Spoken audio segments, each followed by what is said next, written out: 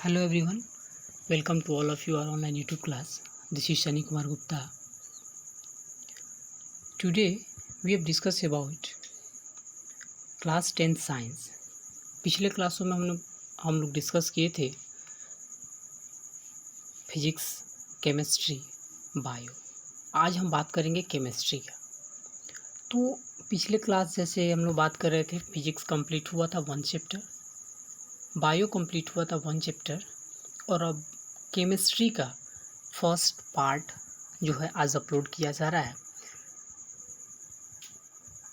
ऐसे आपको student guideline के द्वारा 6 to 10th क्लास तक का मैथ साइंस जो मिलता था, साथ ही साथ अब कल से आपको क्लास 12th का भी कुछ बच्चों का रिकमेंडेशन था कि सर हमें 12th का जो एग्ज़ाम होने वाला है उसका भी कुछ वीडियो अपलोड, ऑब्जेक्टिव हो, सब्जेक्टिव अगर नहीं हो पाता है तो ऑब्जेक्टिव ही हो तो चलेगा. तो इसलिए कल के क्लास में आपको मिलेगा क्लास 12th का हिंदी का पहले अपलोड किया जाएगा, जिसमें आपको स्टूडेंट गाइडलाइन के यूट्यूब चैनल से आपको मिलेगा. तो स्टार्ट करते हैं हम आज का क्लास. और आज का जो क्लास रहेगा हमारा वो केमिस्ट्री का रहेगा. केमिस्ट्री का ऑब्जेक्टिव पार्ट 1 रहेगा और फर्स्ट चैप्टर स्टूडेंट गाइडलाइन के द्वारा ये फर्स्ट चैप्टर जो है केमिस्ट्री का रहेगा, जिसमें चैप्टर का नाम है केमिकल रिएक्शन एंड इक्वेशन, यानी रासायनिक अभिक्रिया एवं समीकरण. तो हम समझेंगे फर्स्ट क्वेश्चन से. इसमें जो भी ऑब्जेक्टिव क्वेश्चन आता है उसे आपको मल्टीपल चॉइस जो क्वेश्चन आते हैं उसको 1 लाइन ऑफ क्वेश्चन बनाया गया है. ठीक है, तो हम स्टार्ट करते हैं आज का. जैसे फर्स्ट क्वेश्चन समीकरण 2H2 plus O2, 2H2 plus O2 equal to 2H2O है. ये क्या है? तो ये जो होता है यानी ऐसी जो अभिक्रियाएं होती है वो कौन सी अभिक्रिया होती है? तो ध्यान देंगे, ये ऐसी जो अभिक्रिया होती है उस अभिक्रिया को, उस प्रकार की अभिक्रिया को हम संयोजन अभिक्रिया होते हैं. उस प्रकार की अभिक्रिया को हम संयोजन कहते हैं. ठीक है, नेक्स्ट क्वेश्चन है अम्ल वर्षा जो है, अम्ल वर्षा होती है वो किसके कारण होती है? तो अम्ल वर्षा जो होता है वो SO2 के कारण होता है. तो ये अम्ल वर्षा क्यों होता है? अम्ल वर्षा के कारण क्या है? तो SO2 के कारण होता है. अब क्यों होता है इसके लिए आपको सब्जेक्टिव क्वेश्चन देखना पड़ेगा, जिसमें आपको इसका आंसर पूरा का पूरा मिलेगा. ओके, लेकिन अभी ऑब्जेक्टिव अगर क्वेश्चन आता है अम्ल वर्षा होती है, अम्ल वर्षा क्या होती है, तो कैसे होती है, किसके कारण से होती है? तो SO2 के कारण होती है. नेक्स्ट क्वेश्चन है Zn plus CuSO4 plus ZnSO4 plus Cu रासायनिक अभिक्रिया. ये जो अभिक्रिया होती है, ये इस प्रकार की अभिक्रिया जो है वो कौन सी अभिक्रिया कहलाती है? तो ये जो इस प्रकार की अभिक्रिया होती है वो विस्थापन अभिक्रिया कहलाती है. अब ये आपको मिलेगा सब्जेक्टिव क्वेश्चन में. जब अभिक्रिया के पार्ट पढ़ते हैं तो उसमें संयोजन अभिक्रिया, विस्थापन अभिक्रिया, कौन कौन सी अभिक्रिया होती है इसके बारे में मिलता है आपको. नेक्स्ट क्वेश्चन है किसी अभिक्रिया में भाग लेने वाले पदार्थ क्या कहलाते हैं? कोई भी अभिक्रिया जो होती है उसमें जो पदार्थ भाग लेते हैं उसे हम अभिकारक कहते हैं. उसे हम क्या कहते हैं? अभिकारक कहते हैं. नेक्स्ट क्वेश्चन है संगमरमर का रासायनिक सूत्र. ध्यान रखेंगे इसमें जितना भी क्वेश्चन मिलेगा आपको सब एग्जाम बेस्ड क्वेश्चन है और एग्जाम में आए हुए क्वेश्चन है. ज़्यादातर आने वाले जो रहते हैं वो क्वेश्चन है. तो इसमें देखेंगे संगमरमर का रासायनिक सूत्र का. संगमरमर का रासायनिक सूत्र होता है CaCO3. संगमरमर का रासायनिक सूत्र CaCO3 होता है. अब ये क्वेश्चन, अगला क्वेश्चन हाइड्रोजन, यानी क्वेश्चन आ सकता है कि कौन सा, जैसे कुछ ऑप्शन दे देंगे हाइड्रोजन, नाइट्रोजन, ऑक्सीजन की डैश कौन ऑक्सीकारक नहीं है? तो ऑक्सीकारक कौन नहीं हो सकता है? तो हाइड्रोजन जो होता है वो ऑक्सीकारक नहीं हो सकता है. ठीक है, अब फिर आता है आपको क्वेश्चन दे देगा जैसे भोजन का पचना, भोजन का पचना और भी जो ऑप्शन दे देंगे उसमें क्या होता है? तो भोजन का पचना जो होता है वो क्या होता है? ऑक्सीकरण.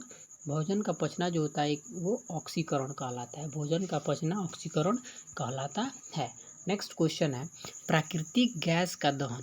प्राकृतिक गैस जो होता है उसका दहन किस प्रकार का रासायनिक अभिक्रिया? तो प्राकृतिक गैस का जो दहन होता है वो जो होता है अपघटन अभिक्रिया होता है. वो क्या होता है? अपघटन अभिक्रिया होता है.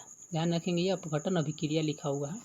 प्राकृतिक गैस का दहन जो होता है वो अपघटन अभिक्रिया होता है। ठीक है, नेक्स्ट क्वेश्चन है, अब क्वेश्चन आ सकता है गोल्ड, आयरन, तांबा, पीतल जो होता है पदार्थ के संयोग नहीं करते। गोल्ड जो होता है वो गोल्ड पदार्थ ऐसा पदार्थ है जो ऑक्सीजन से संयोग नहीं करता है। ओके, नेक्स्ट क्वेश्चन है, अब पूछ सकता है H2S, H2O, SO2 ये अकारक नहीं, तो कौन? H2S जो होता है ये अकारक नहीं होता है। ठीक है, नेक्स्ट क्वेश्चन देखते हैं, इसमें अभिक्रियाओं में ऊर्जा अवशोषित होती है उन्हें क्या कहते हैं? तो जो अभिक्रिया में उस ऊर्जा अवशोषित होती है उस अभिक्रिया को हम ऊष्माशोषी अभिक्रिया कहते हैं। क्या कहते हैं? ऊष्माशोषी अभिक्रिया कहते हैं। नेक्स्ट है, जब मैग्नीशियम फीता को जलाया जाता है तो जो उसमें से आग उत्पन्न होता है वो कैसा होता है? तो वो ऑप्शन देगा आपको और उसमें मिलेगा आपको चमकीला और उजला होता है। यानी जो मैग्नीशियम का फीता जलाया जाता है उससे जो उत्पन्न आग होती है उसकी लौ जो होती है वो कैसी होती है? वो चमकीला उजला होता है। ठीक, नेक्स्ट क्वेश्चन है, रासायनिक अभिक्रिया के दौरान किसी पदार्थ में ऑक्सीजन का योग कहलाता है। ऑक्सीजन का योग जो होता है वो कहलाता है उपचयन। वो क्या कहलाता है? उपचयन कहलाता है। देखेंगे कन्फ्यूजन होता है थोड़ा इसमें। रासायनिक अभिक्रिया के दौरान किसी पदार्थ में ऑक्सीजन का योग जो होता है वो क्या कहलाता है? उपचयन कहलाता है। अब वहीं रासायनिक अभिक्रिया के दौरान किसी पदार्थ में ऑक्सीजन का ह्रास होता है तो ये कहलाता है आपको अपचयन। यानी ऑक्सीजन का योग होता है वो उपचयन और ह्रास होता है वो अपचयन होता है। नेक्स्ट क्वेश्चन है, CuO+H2 को ताप जब देते हैं तो Cu+H2O बनता है। इस अभिक्रिया में किसका अपचयन होता है? तो इसमें जो होता है CuO का, इसमें किसका अपचयन होता है? तो CuO का अपचयन होता है। CuO का अपचयन होता है। ओके, नेक्स्ट क्वेश्चन देखते हैं, इसमें Fe को प्लस CuSO4 को इक्वेशन जो होता है इक्वल टू हो जाता है आपको FeSO4 इक्वेशन प्लस Cu को स्टैंडर्ड S।